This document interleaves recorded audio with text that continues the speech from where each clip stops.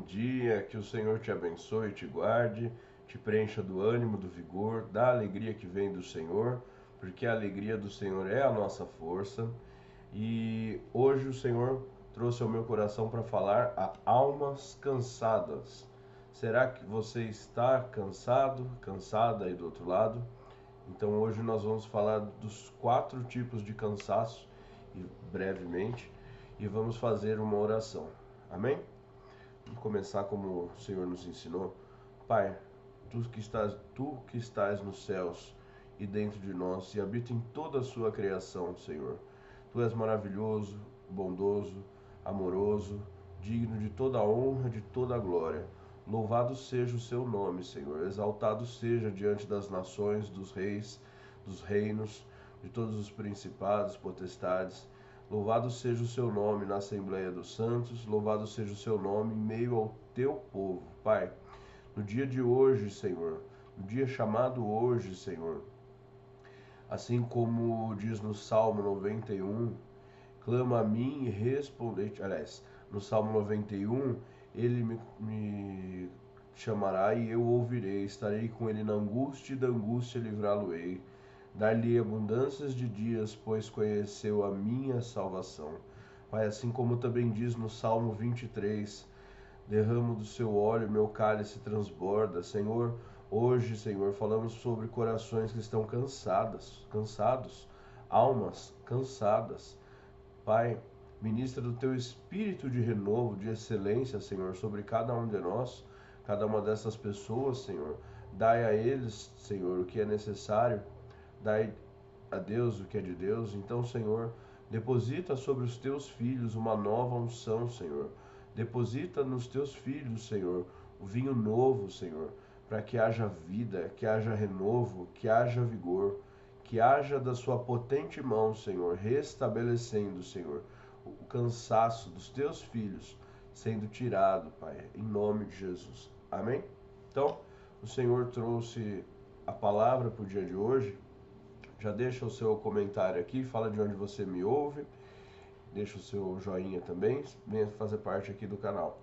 Então hoje o Senhor trouxe essa passagem que está em Mateus 11, versículo 28, que diz: Vinde a mim, todos que estáis cansados e oprimidos, e eu vos aliviarei. Tomai sobre vós o meu jugo, e aprendei de mim, que sou manso e humilde de coração, e encontrareis descanso para as vossas almas, porque o meu jugo é suave e o meu fardo é leve. Palavra da salvação. Glória a vós, Senhor. Amém? Então, hoje o Senhor ministrou essa palavra no meu coração e quero compartilhar com vocês esses 4 pontos que vão falar para você se identificar aí onde é que está vindo esse cansaço, porque pode ser espiritual, mas também pode ser de outras fontes, outras situações, além também, claro, da questão física, do desgaste, né? Mas a gente vai falar agora sobre isso. Então, o primeiro ponto que Deus traz hoje ao meu coração para partilhar é sobre insistir onde Deus já decretou um não, sabe?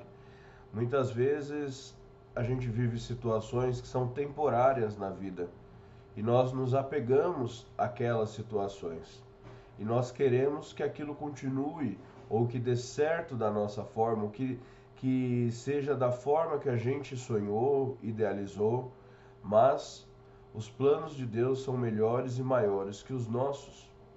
Isso não quer dizer que você deve anular os seus sonhos, mas você deve converter, ou seja, verter junto à fonte, que os teus sonhos se pareçam com os sonhos de Deus. Então, essa é uma chave que você pode receber. Às vezes o projeto não está indo como deveria ir, porque não está de acordo com a imagem e semelhança do Criador dele, do seu Criador.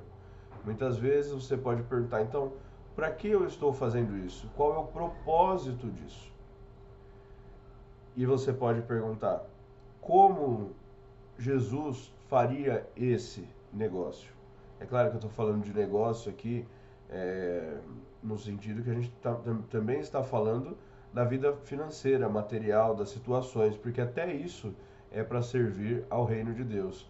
Então, não que Jesus fosse comercializar algo, mas para que a gente tenha esse discernimento de que através do que aprendemos dele, o fardo se torna leve, o jugo se torna suave.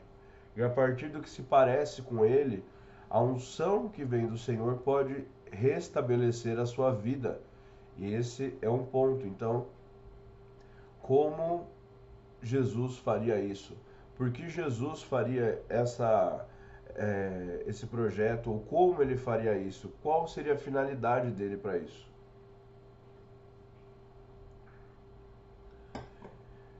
Insistir onde Deus já decretou que não é lutar contra as próprias forças da vida. Pode ser que a vida não está falando não, definitivamente, mas está te convidando a reavaliar o sentido pelo qual você faz isso. Isso é muito comum, já vivenciei várias vezes isso na vida. Porque quando a gente faz algo para o reino de Deus, nós não olhamos em primeira instância a motivação do coração financeira. É claro que, de novo, temos que ter responsabilidades e tudo mais. E, lógico, um olhar estratégico. Mas, se esse projeto serve a Deus, ele vai servir aqueles que precisam de Deus. Então, muitas vezes o seu negócio está precisando, às vezes, para funcionar, você discernir o que Jesus faria nessa situação. E aí você pode se lembrar da parábola do bom samaritano, que viu aquele homem jogado ao chão e supriu ele do que ele necessitava. Como será que o seu negócio pode suprir quem está necessitando agora? Amém? Então, essa é uma possível saída para esse não desse jeito, né? Então, tem situações que realmente Deus já decretou não. E você pode fazer de tudo, você vai esgotar a sua força, o seu emocional, o seu mental, o seu físico, tudo que você é. Porque você está lutando contra o que a vida está querendo te dar. Amém? A segunda forma de você estar vencendo um cansaço são por provações difíceis por períodos longos. Pode ser que você esteja enfrentando provações, batalhas espirituais, perseguições por tempos longos, certo? Então, nós vemos isso em todo instante na Bíblia, como, por exemplo, quando Elias fugiu para o deserto para fugir de Jezabel. Elias estava cansado, ele não aguentava mais aquilo, mas o Senhor enviou corvos para levar pão e carne para ele. Enviou os anjos para estar com ele, porque o Senhor ainda tinha planos para a situação. E por algum motivo que nós não temos dentro da evidência histórica da Bíblia, lógico, a gente tem fragmentos, né? Então nós não sabemos o para que aquilo colaborou com a vida de Elias. Mas Deus com certeza tinha um propósito para aquilo. Provações difíceis por muito tempo causam desgaste. A alma se cansa, o corpo se cansa, o emocional, a perspectiva da vida vai mudando. Então esse é um grande ponto que também deve ser analisado. Provações difíceis por longos períodos. Mas, vou dando uma chave para cada um desses. Talvez as provações estejam difíceis porque Deus quer tirar certos comportamentos, atitudes ou formas de você buscar respostas em lugares que Ele não está. Então, às vezes, você está acostumado com uma mixaria, com uma escassezinha, com um farelo, e Deus tem algo muito maior para falar com você. No sentido de que, às vezes, você quer uma informação se sim ou se não, uma dúvida, como temos ferramentas espirituais aí, das mais diversas, de adivinhações, por exemplo, e o Senhor está falando, vinde a mim, te darei respostas, te mostrarei, porque tem coisas que só Deus pode fazer, e outras que são percepções que nem sempre têm a ver com a verdade, mais com o que é captado e passa pelo ego das pessoas, passa pela o crivo espiritual que está ali, e isso não é bom, não é bom, tá certo? Então, provações difíceis podem estar lapidando você e mudando a sua perspectiva com as pessoas, trabalhando as suas sombras para que você se reconheça e tire as travas dos olhos, como Jesus disse. Outro ponto também de cansaço é porque você pode estar enfrentando uma batalha maior do que imagina.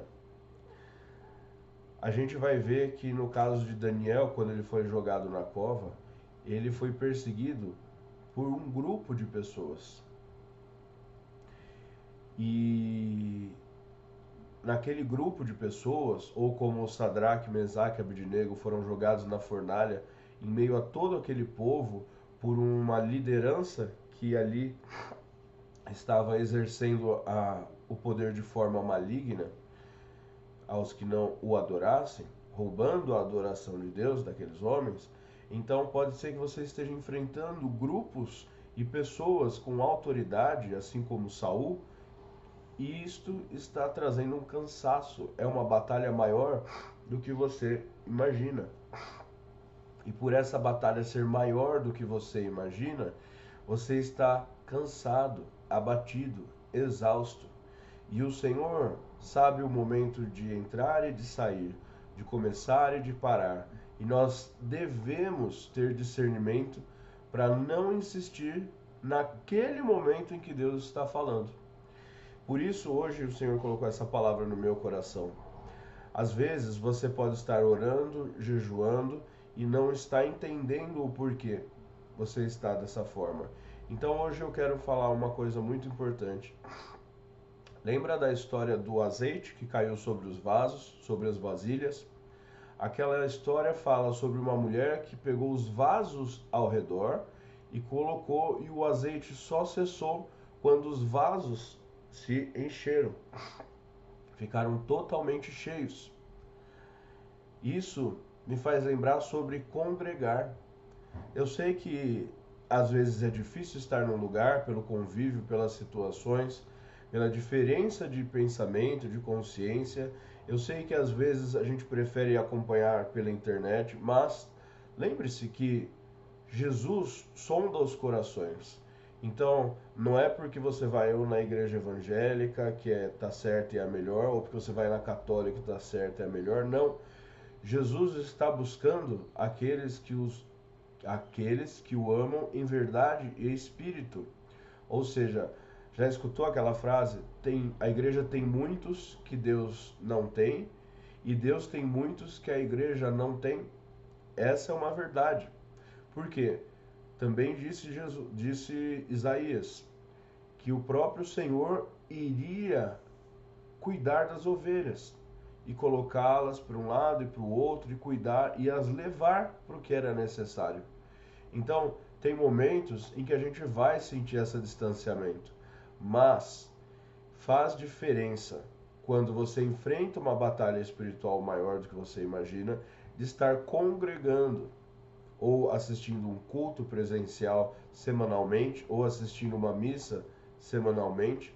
Porque você imagina se você entra numa casa e ela tem uma vasilha de azeite. Consegue imaginar? Você não tem um cheiro predominante de azeite. Mas se você entra num lugar em que aquele lugar está cheio de potes de azeite, oh glória a Deus. Se você entra num lugar que está cheio de potes de azeite e você vai perceber que o cheiro de azeite naquele lugar é muito forte, porque a atmosfera está impregnada com aquele cheiro, com aquela essência, com o que tem ali. Então, nós precisamos sim congregar. E aí você escolhe aquilo que o Senhor colocar no seu coração, aquilo que você encontrar paz, porque paz é o fruto do Senhor, como disse na palavra que a gente leu hoje. Então, ir num culto ou numa missa presencial faz com que você se preencha muito mais do que se você estivesse só na sua casa, porque ali há um derramamento maior, porque tem muito mais pessoas. Existe um movimento espiritual que está trazendo aquele encontro. Então, você pode comemorar o seu aniversário na sua casa com um bolinho, mas se for um grande aniversário com muitas pessoas, haverá comida em abundância. E você se fartará muito mais do que comer separadamente. E hoje o que o Senhor traz aqui é a necessidade de que você busque um lugar para se preencher, estar cheio, muito mais cheio do que você possa estar pensando que precisa agora. E isso é muito importante, muito importante. E o último que eu quero falar são as atividades físicas ou excesso de atividades no seu dia a dia, cobrança, culpa, arrependimentos no sentido negativo e não ter tempo para si. Deus também disse: amai o próximo como a ti mesmo. Ou seja, se você está vivendo muito em função do outro e não está dedicando amor a você, você também não está fazendo uma coisa boa. Porque para que os outros estejam bem, você precisa estar bem. E eu sei que às vezes a gente não vai conseguir congregar por distâncias, mas busque uma forma de conseguir isso. E as atividades, busque também, dentro do possível, ter um momento para si. Se é um momento de leitura, é um momento de caminhada, é um momento de que você se olha no espelho e se elogia, por que não? Não é vaidade, é avaliação positiva, é uma autoimagem positiva, é um fortalecimento. Talvez você fortaleça muitos outros e quando chega a sua vez você se abandona. E não ter tempo para si é uma forma de não ser grato à vida que Deus colocou em você. Então, busque ter tempo para você, busque congregar num lugar que você sinta paz no seu coração, certo? Busque compreender o porquê estas situações estão lapidando você. Faça testes, deixe de fazer isso, deixe de fazer aquilo e veja como as coisas aos poucos vão mudando, como Deus te mostra, como Deus revela aquilo que você precisa compreender, sabe? E deixe de insistir naquelas coisas que Deus não pediu para você fazer. Não insista, não insista, não insista.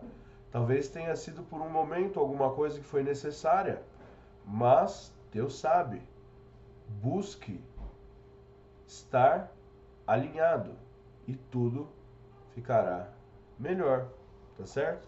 Porque é o que Jesus fala.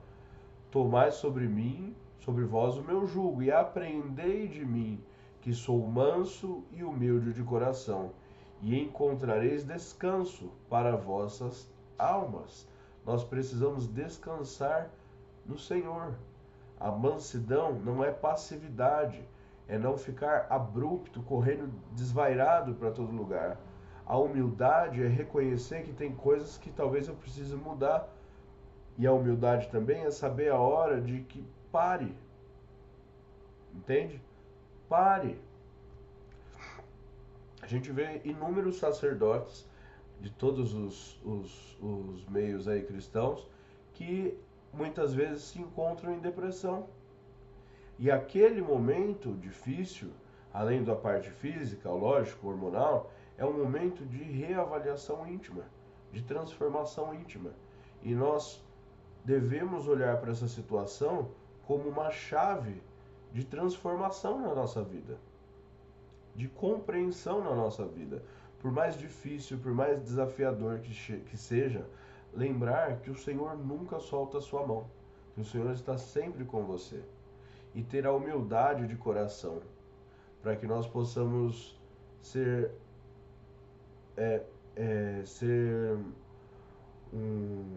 um fecho de água do derramamento que vem de Deus. Permitir que a água que vem dele, a graça, como eu falei no vídeo anterior, possa surtir efeito no seu coração.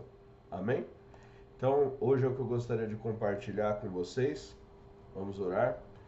Pai, Deus Altíssimo, nós te pedimos, Senhor, na tarde de hoje, no dia de hoje, Senhor, derrama sobre os seus filhos o seu discernimento, Senhor, uma unção de discernimento, Pai, para que possam reconhecer aquilo que não deve mais continuar, aquilo que deve ser deixado para trás.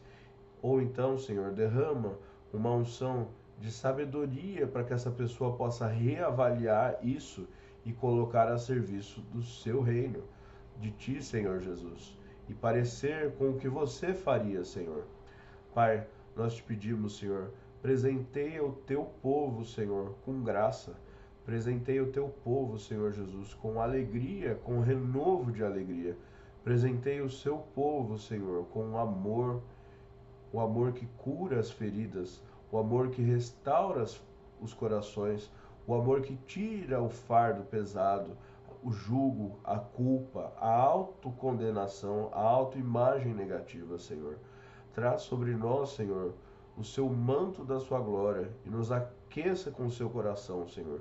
Traga sobre nós as suas virtudes, Senhor, para que nós possamos enxergar, Senhor, o mundo através da luz dos teus olhos, para que todo o nosso corpo seja luminoso, cheio de luz e esperança. Senhor, eu peço a Ti nesse instante, Pai, renova os seus filhos espiritualmente, Senhor. Traz renovos espirituais, reconciliação espiritual com o Teu povo, Senhor. Leva-o, Senhor, para além de rótulos, para o lugar que o Senhor sabe que é melhor, que o coração dessa pessoa estará em paz.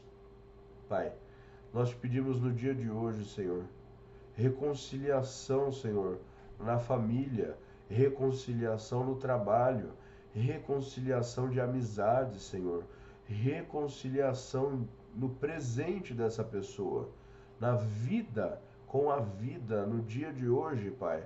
Nós te pedimos, quebra toda a cadeia da intimidação, toda a obra da maldade, tudo aquilo que vem turbar o coração, escurecer os olhos, a vista dessa pessoa, para que ela não enxergue a tua luz, Pai. Nós te pedimos, Senhor, renova o espírito, o corpo, a alma, blinda-nos com o seu manto de proteção, com o sangue de Jesus Cristo, nós, as nossas famílias, nossos filhos, nossos animais, nossa casa e todos que estão ligados a nós, Pai. Não permita, Deus, que o devorador venha devorar as almas, o coração, a esperança, Senhor, a alegria, o contentamento, Senhor. Em nome de Jesus, Pai, porque está escrito, para isso se manifestou o Filho de Deus, para destruir as obras do diabo. Pai, ministra, Senhor, aquece os ministérios, Senhor, aquece os seus ministros, Senhor, traz um renovo, Senhor, traz o seu fogo, Senhor, purificador para fortalecer e queimar todas as obras das trevas que estão minguando o seu povo, Senhor. Nós te pedimos, Senhor, paralisa toda obra maligna, na autoridade do nome de Jesus Cristo. Concluídos estão os planos do Senhor de reconciliação. Nós declaramos agora um novo ciclo sobre as nossas vidas, um ciclo de paz, de discernimento, de guiança do Espírito Santo, de guiança de Deus, assim como foi na história de Esther, que às vezes não aparecia, não se mostrava presente, mas estava em todas as situações. Amém? É o que nós te pedimos, Senhor. Em nome de Jesus Cristo, Senhor. Unção. Senhor, derrama uma unção de predileto, Senhor. Como assim uma unção de predileto? Eu não entendi.